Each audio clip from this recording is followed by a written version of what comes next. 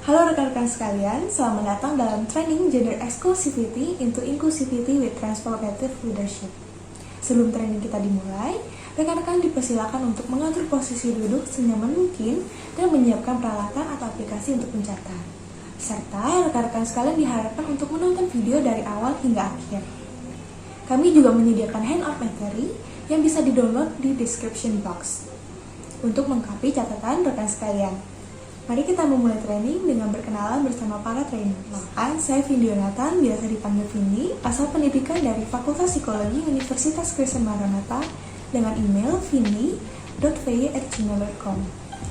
Kemudian rekan saya, Dinda Maharani Jayadi, biasa dipanggil Dinda, asal pendidikan dari Fakultas Psikologi Universitas Kristen Maranatha dengan email dindahepburn@gmail.com.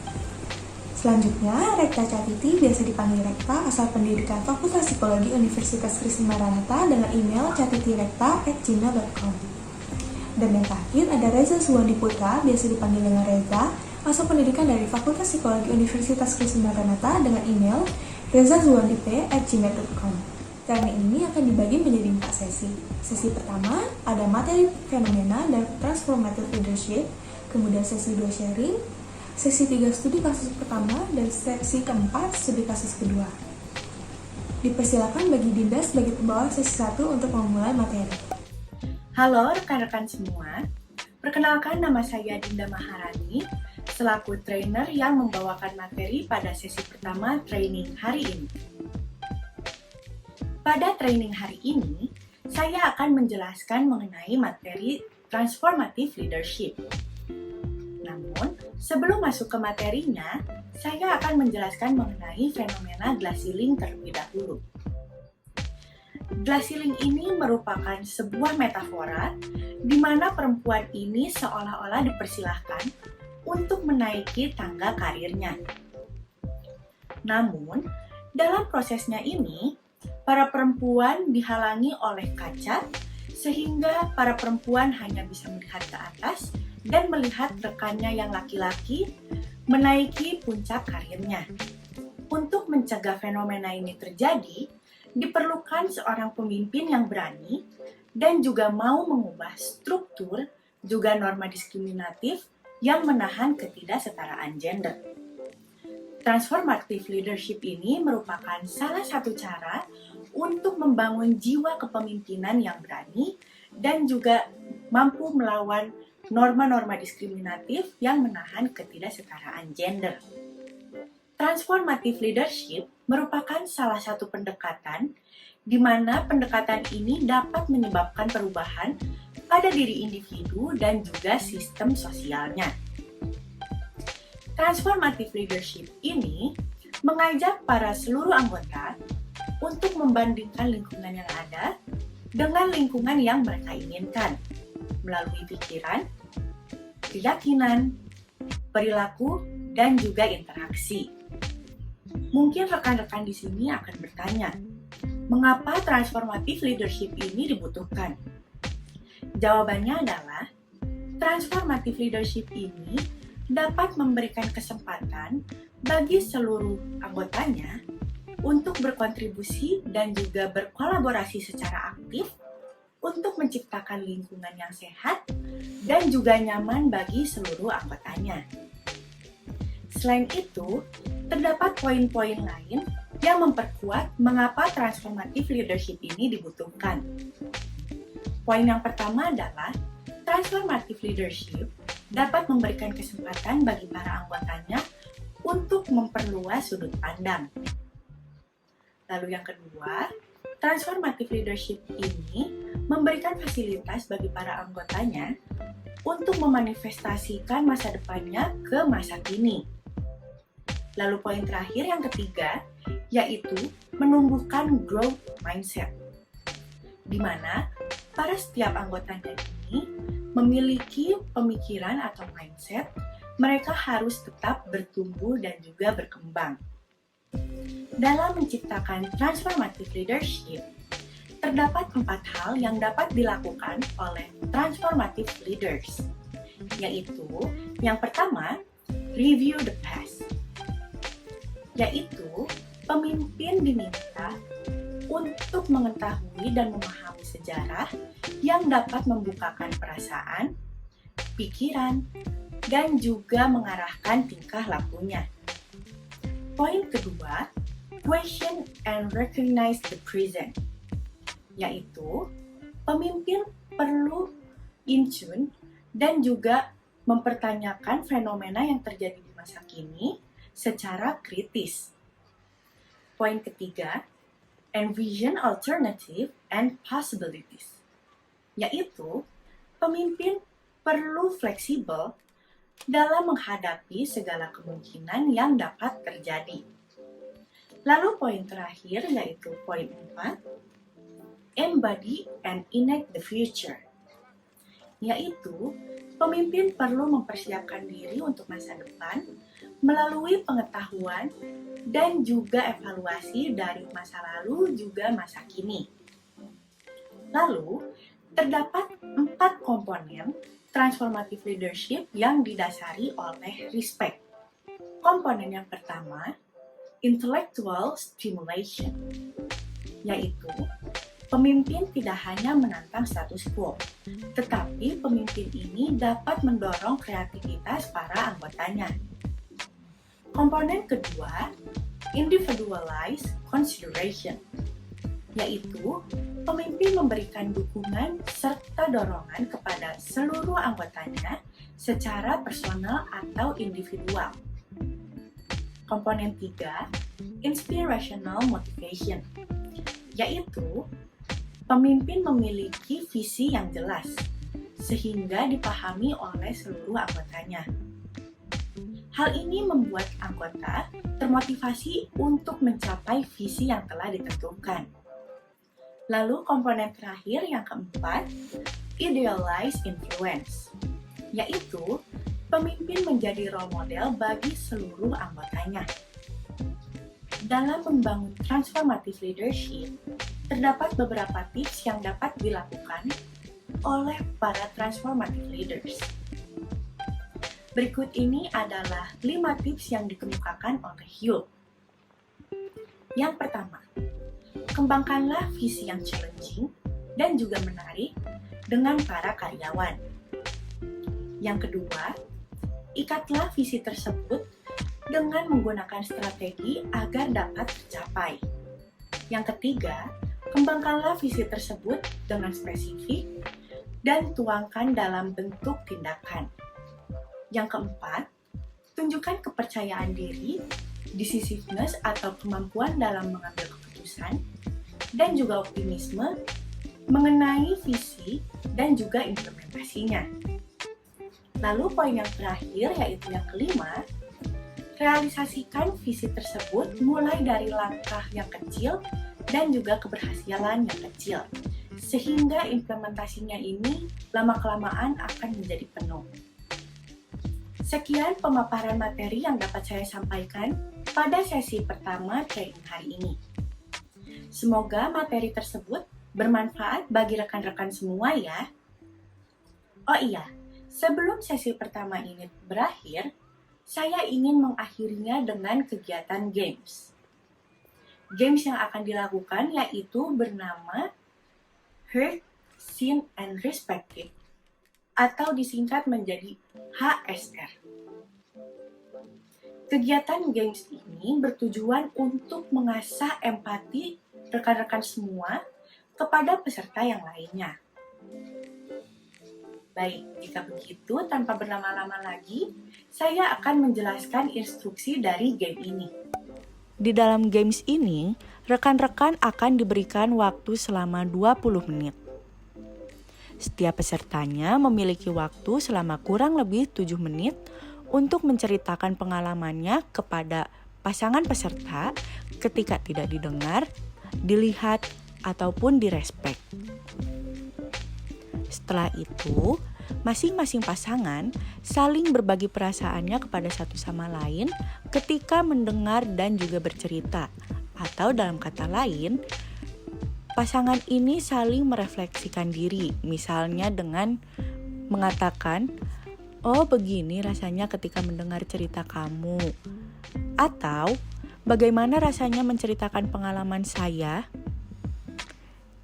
dan hal itu dilakukan selama kurang lebih 5 menit. Setelah sesi games ini selesai, rekan-rekan diminta untuk menjaga privasi cerita yang telah dibagikan. Gimana tadi gamesnya? Seru kan? Saya harap rekan-rekan semua bisa mendapatkan insight, juga mengasah empati dalam kegiatan games tersebut. Dengan begitu, sesi pertama telah selesai. Sebelumnya, saya ingin berterima kasih banyak kepada rekan-rekan semua yang telah berpartisipasi dalam training hari ini. Saya juga mau meminta maaf jika ada salah-salah kata. Baik, kalau begitu, saya Dina Maharani pamit undur diri dan akan mengembalikan acara kepada moderator. Setelah mengetahui fenomena dan juga apa itu transformative leadership, rekan-rekan sekalian diperkenankan untuk membagikan pendapat, perasaan, dan juga atau pengalaman dan tidak terbatas mengenai transformative leadership yang akan dibawakan oleh Riza di sesi kedua. Diversity, equality, unity. Halo semuanya, di sesi yang saat ini, yuk mending kita sharing aja. Kan dari tadi kalian sudah mendengarkan nih materi dari pemateri sebelumnya. Nah sekarang kita sharing aja dari para peserta yang ada di sini nih. Kira-kira ada nggak yang mau sharing? Ayo, nggak ada yang mau ini? Aku kak, aku. Oh iya, Teteh namanya siapa ini Teteh? Namanya Vina. Oh, Teteh kerjanya sekarang di mana? Di salah satu perusahaan maskapai BUMN di Indonesia. Wih, bagus nih di maskapai. Nah, itu di Teteh di sana kerja udah berapa lama? Kerjanya baru 1 tahun. Oh, baru 1 tahun. Nah, kira-kira Teteh mau sharing pengalaman apa nih selama di pekerjaan? Apakah tidak merasa adil atau karena Teteh perempuan jadi diremehkan atau gimana gitu? Sharingnya adalah ini kan tentang ketidaksetaraan gender dalam pekerjaan. Betul. Jadi sewaktu masih kerja di perusahaan sebelumnya, bukan di perusahaan sekarang, di maskapai swasta, itu punya partner laki-laki. Sama kok kerjanya, bedanya dia itu statusnya holding pilot, maksudnya itu dia pilot tapi belum terbang gitu, masih nunggu giliran untuk sekolah lah gitu, holding pilot, di mana dia itu kakak angkat di penerbangan. Satu divisi kok. Terus ya kita kerja sama-sama ngurusin schedule, sama-sama ngurusin pihak ketiga dan yang lain-lain. Tapi kalau untuk urusan meeting dan segala macam yang diprioritaskan yang untuk ikut tuh dia. Padahal kan sama aja kan, cewek juga bisa ikut meeting, maksudnya bisa lebih mendengarkan atau bisa lebih mengikuti materi dari sebuah meeting itu, tapi yang diprioritaskan kakak angkat gitu. Itu Teteh nggak boleh ikutan meetingnya karena apa? Kalau boleh tahu. Karena ya ketidaksetaraan gender, bukan karena perempuan atau laki-laki sih, lebih ke dia itu seorang pilot, aku masih belajar gitu. Oh jadi karena... Tapi ya tetap sih, maksudnya ada juga kesetaraan gender karena rata-rata ikut juga laki-laki semua gitu. Yang perempuan jarang ikut. Jadi karena dia pengalamannya lebih banyak, jadi dia yang lebih dibolehin daripada Teteh gitu. Iya. Baik. Gitu guys. Kira-kira selain itu ada lagi nggak pengalaman lainnya yang menurut Teteh itu ya tidak adil lah buat Teteh itu sendiri? Yang paling menonjol itu sih. Oke, baiklah. Nah, terus kira-kira ada lagi nggak Teh pengalaman yang mau diceritain gitu? Ada. Boleh diceritain nggak pengalamannya apa? Pengalaman itu masih di perusahaan yang sama. Karena kan paling lama di situ ya. Hampir 2,5 tahunan kalau nggak salah. Ya awal-awal kan memang susah kan, karena emang bukan lulusan penerbang gitu, dan memang harus belajar karena harus banyak belajar karena kan semua relate kan dari ngurusin pesawat, ngurusin pilot, ngurusin orang ketiga itu kan memang semua tuh relate gitu. Dan rata-rata kakak angkat itu suka jarang ngajak belajar karena aku cewek paling muda, dan mereka itu kadang belajarnya itu kan memang tentang sistem pesawat. Dan memang rata-rata harus, nggak harus sih, cuman adalah ngerti-ngerti sedikit soal sistem pesawat itu. Tapi kadang mereka suka ngomong ngajarin gitu, jadi aku harus belajar sendiri atau kan nanya ke captain. Kadang kan yang nggak enak juga lah kalau langsung nanya ke chief gitu kan, dan nggak mau harus belajar sendiri gitu. Itu yang rasa nggak adil lah, maksudnya kan sebagai kakak angkat harusnya ngajarin ada asuh. Oke. Emang di perusahaan itu ada yang sama kayak misalkan umurnya sama atau enggak?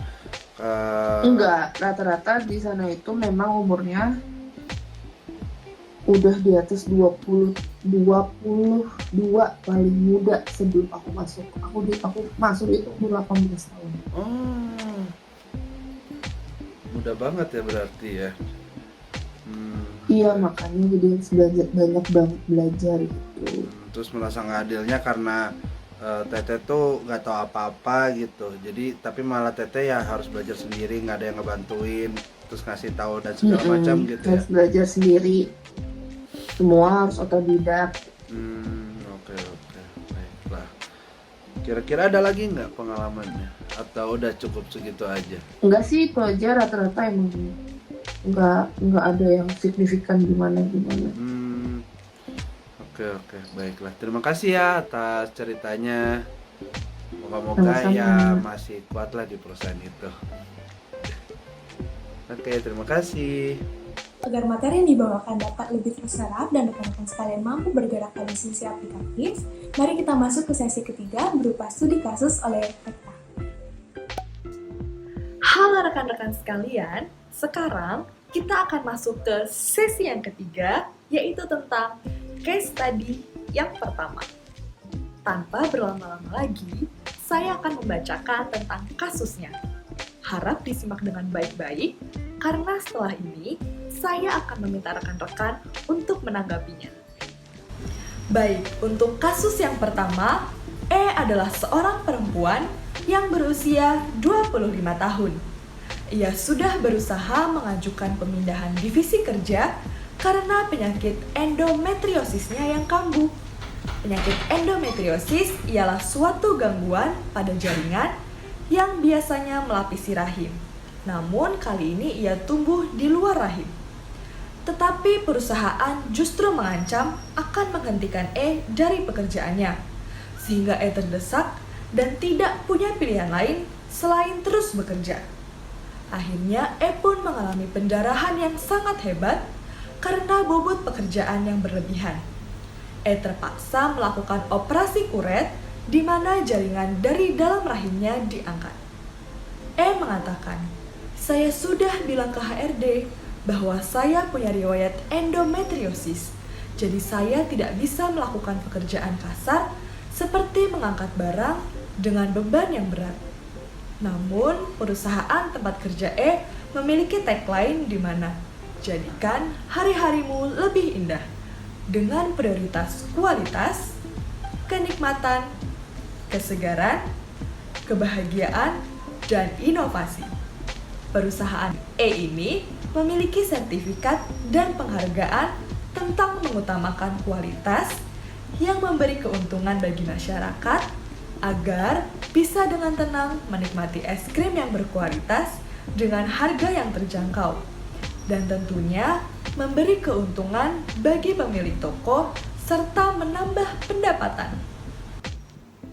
Tadi saya sudah membacakan tentang kasus yang pertama. Sekarang rekan-rekan sekalian diminta untuk membahasnya. Pertanyaannya, bagaimana sih jika rekan-rekan sekalian menjadi senior manager atau HRD? Nah, bagaimana cara rekan-rekan sekalian menanggapi hal tersebut? Rekan-rekan sekalian dapat menuliskan jawabannya pada kolom komentar dengan cara memberhentikan atau mempause video ini dalam hitungan 1, 2, 3. Baik, jika sudah menuliskan jawabannya, kita akan membahas secara bersama-sama. Rekan-rekan sekalian dapat mencocokkan kembali apakah jawaban yang sudah dituliskan sudah sesuai dengan apa yang saya katakan atau belum. Pembahasannya, jika kita sebagai senior manager dan HRD, sebaiknya kita mengajak seluruh anggota untuk aktif berkontribusi dalam menciptakan lingkungan yang nyaman dan sehat, baik bagi seluruh anggota maupun perusahaan. Aktif berkontribusi di sini maksudnya mereka tahu apa yang mereka butuhkan dan bagaimana cara mencapai untuk kebutuhan tersebut. Nah, dengan kita memberi pengertian untuk memindahkan divisi kerja karena penyakit yang diderita oleh E, kita dapat menciptakan lingkungan yang nyaman dan sehat yang dapat membangun keterhubungan para anggota dan perusahaannya. Nah, setelah tadi kita membahas case study yang pertama, saatnya kita akan masuk ke games. Agar rekan-rekan sekalian tetap semangat untuk mengikuti sesi selanjutnya, yaitu sesi yang keempat. Nah, gamesnya itu tentang apa sih? Gamesnya itu tentang sometimes eat the simple things that work best. Sebenarnya tujuan dari games ini apa sih? Nah, tujuannya membuat para partisipan agar tetap engage dalam online training dan menyadari perasaan partisipan yang lainnya juga. Lalu, bagaimana ya cara memainkan games ini? Baik, langkah-langkahnya, rekan-rekan sekalian mendapatkan kesempatan untuk menilai hari rekan-rekan dalam skala 1 hingga 10. Rekan-rekan sekalian dapat menuliskannya pada kolom komentar ya. Ditunggu. Keragaman situasi dan karakteristik karyawan sangatlah luas. Oleh karena itu, mari rekan-rekan sekalian memperluas cakupan aplikasi melalui sesi keempat dengan studi kasus kedua agar materi dapat diterapkan lebih komprehensif dan holistik. Pada kasus kedua, terdapat P, perempuan yang pernah bekerja di perusahaan pemodal teknologi di Silicon Valley. P mengunggah perusahaan karena mengalami diskriminasi seperti karirnya dihambat untuk naik ke posisi strategis, padahal kemampuannya tidak kalah baik. Namun, usaha P kandas karena pengadilan tidak melihat adanya perlakuan diskriminasi di perusahaan P. Lebih lanjut, pengacara perusahaan mengatakan bahwa P gagal memenuhi target perusahaan dan meminta bayaran yang lebih besar sehingga dirinya membuat komplain. Kontras dengan hal tersebut, pengacara P menyatakan bahwa selama P bekerja, beberapa kali dirinya mendapatkan diskriminasi dan perlakuan yang menjurus pada pelecehan seksual, seperti dikeluarkan saat makan malam karena semua yang hadir ialah pria, mendapatkan buku puisi erotis, diminta untuk bertugas sebagai sekretaris walaupun dirinya bukan sekretaris, dan pernah diajak obrolan berbau pornografi. Akan tetapi, pejabat perusahaan tersebut menyatakan bahwa P adalah karyawan yang suka mengeluh dan memutar balikan fakta. Dari kasus tersebut, pertama-tama yang harus diselesaikan adalah apa yang ditangkap, kemudian apa yang akan dilakukan apabila sadar dalam situasi tersebut, kemudian ketiga adalah bagaimana cara mempreventasi kejadian tersebut. Manfaatkanlah materi dan pemahaman kasus sebelumnya untuk menjawab. Rekan sekalian dipersilakan untuk mempause video, untuk mengetikkan jawaban dan mengirimkannya di kolom komen. Sebelum kita bahas bersama, mari kita jargon terlebih dahulu. 1, 2, 3. Diversity, Equality, Unity. Kembali ke pembahasan kasus tadi, pertama-tama kasus kali ini kompleks karena telah melibatkan pengadilan dan banyak argumen yang saling kontradiksi, sehingga dapat menurunkan persepsi mengenai kasus tersebut. Selain itu, situasi ini juga cukup menghimpit karena rekan-rekan sebagai senior manager dan HRD yang berada di antara perusahaan dan juga karyawan yang sudah menjadi ex-karyawan sekarang. Dalam situasi tersebut, rekan-rekan dapat menegakkan transformative leadership berkaca dari masa lalu kejadian, kemudian mengkritisi masa kini, setelah itu fleksibel dengan kemungkinan alternatif lain, dan selalu membekali dan mempersiapkan diri. Berikut langkah-langkah kunci strategi yang dapat dilakukan. Yang pertama, identifikasi masalah. Yang mana pada kasus ini, rekan-rekan dapat mengidentifikasi apa yang menjadi pokok permasalahan. yaitu perlakuan diskriminasi dan lainnya perusahaan dalam menciptakan lingkungan kerja yang sehat dan aman. Kemudian yang kedua, mengkaji fenomena. Rekan sekalian, sebagai senior manager dan HRD perlu in tune dan memahami validitas dan akurasi fenomena yang terjadi. Kemudian yang ketiga, mengembangkan strategi. Rekan sekalian dapat melibatkan karyawan lain untuk aktif menciptakan strategi efektif untuk membuat work environment yang sehat. Kemudian yang keempat, evaluasi dan upgrade strategi. Lingkungan akan terus berubah, oleh karena itu rekan sekalian juga perlu selalu mengevaluasi dan memperbaiki strategi secara periodik berdasarkan feedback yang diterima. Untuk mempreventasi kejadian ini agar tidak terulang lagi, rekan-rekan dapat mengacu pada kerangka dasar tersebut yang tentunya dapat rekan-rekan kembang atau tambahkan berdasarkan kebutuhan rekan sekalian.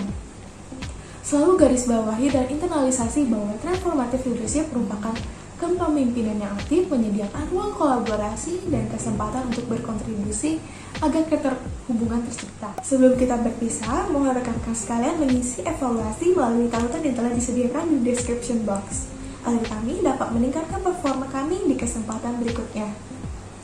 Dengan demikian, berakhirlah training hari ini. Dan saya mewakili trainers lain ingin mengucapkan terima kasih atas perhatian dan keaktifan rekan sekalian. Kami juga mohon maaf apabila terdapat hal yang kurang berkenan. Semoga training hari ini dapat bermanfaat bagi rekan sekalian. Sampai jumpa.